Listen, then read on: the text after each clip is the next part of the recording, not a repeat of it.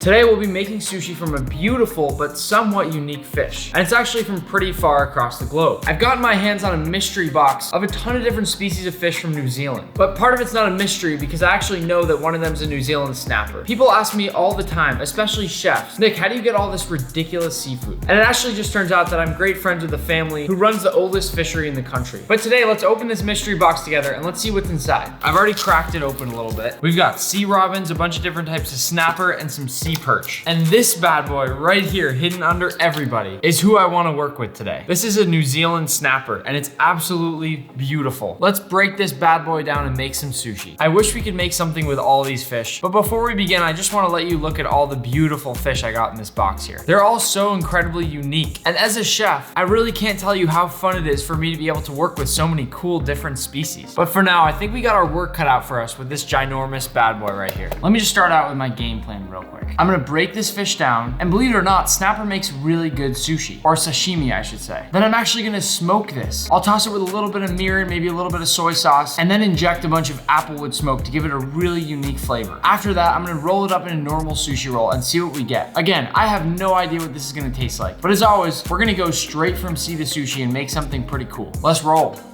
I have my fillet knife, which as you can see has a really bendy tip, and it's also extremely sharp. You don't wanna mess around with this knife. Now for our fish, I'll make sure I have a really nice grip on the fin right here. Always make sure that everything is stable. My cutting board can't move around, nor can my fish. Now to start, I'm gonna slowly cut my way through those scales, and I'll gracefully try to curve my knife right around the head. Then I'll spin my fish around, slide my knife all the way down the top here. Now I'm gently just gonna come down the back side of the fish as well, or that bottom part right here. At which point I'll lift right here, making sure that everything is loose, and then lift off my fillet. And as you can see right here, as long as we can see our skeleton in there, we've done a pretty good job. We just don't want to leave a lot of meat right here. And if we ever do have any, cut some off with your knife and get that obligatory taste test in.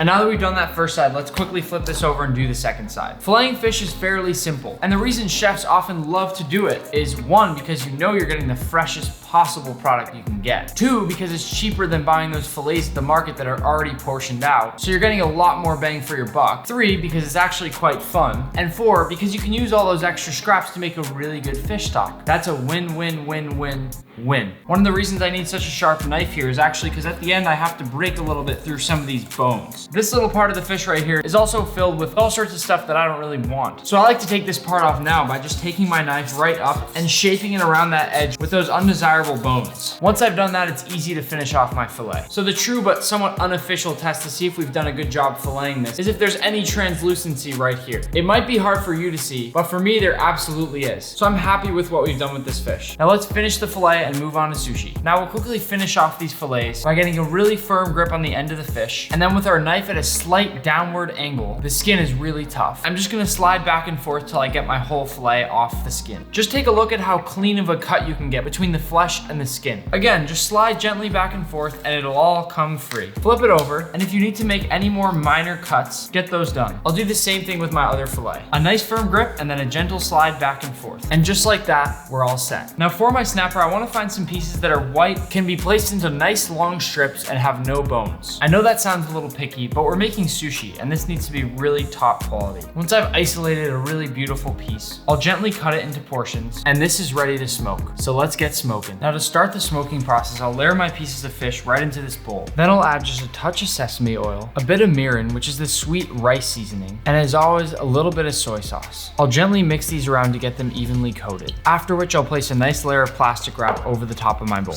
Into my smoker, I'll feed just a few applewood chips, and then I'll fit the end of my smoker right into the bowl, closing it as well as I can to keep this airtight. Now I'll turn on my smoking gun and light the applewood, and watch as the smoke comes right in. I'll allow this to sit for about 20 to 30 minutes.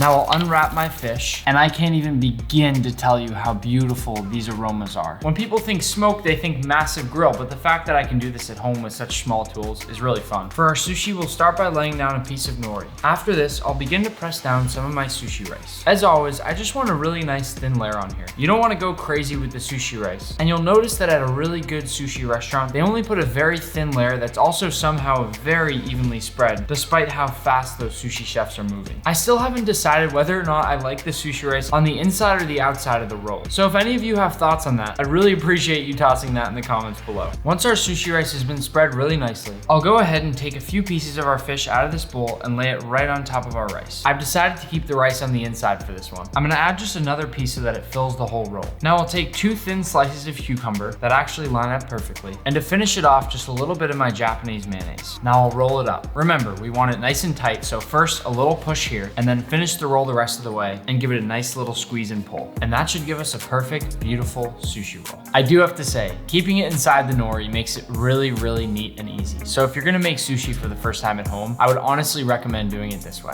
Now to finish things off, I'll just make a few nice cuts, and while I'm doing so, say that this is one of the more beautiful sushi rolls that I've ever made. Let's check out one of these pieces. Tell me what you think of that sushi roll right there. For me, this is gorgeous, and I cannot wait to eat it. Now, as you know, this sushi's from a New Zealand snapper, and we went about a really unique process making it. Let's give this a shot.